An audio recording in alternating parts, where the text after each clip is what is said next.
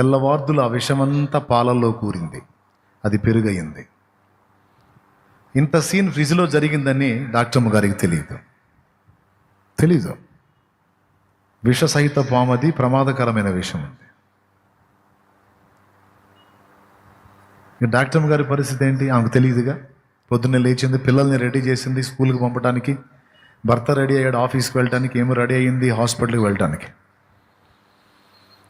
అదే పెరిగేసి భర్తకు పెట్టింది, అదే పెరిగేసి పిల్లలకు పెట్టింది, అదే పెరిగేసుకొని ఆమె తిన్నది.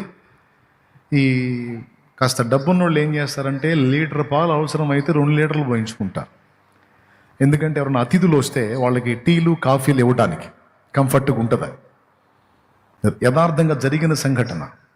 వెళ్ళిపోయారు, ఎవరి ప్లేస్కి వాళ్ళు వెళ్ళిపోయారు. అదే వేసుకొని తిని ఆ పైదంతా వేసుకొని తిన్నారు. సగం పెరుగు అంతే ఉంది, ఆ పెరుగు అడుగున పాము ఉంది.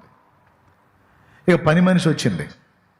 పని మనిషి వచ్చి కూడా వెంటనే చూసిందా, ఆమె ఊడ్చుళ్ళు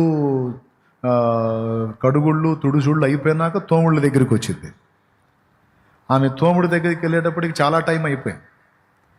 అప్పుడు పాత్రల్లో నైట్ ఉన్న పదార్థాలు ఇంకొక వాటిలోకి మార్చి రాత్రి వాడిన పాత్రలు కడగటం సహజంగా స్త్రీలు చేస్తారు.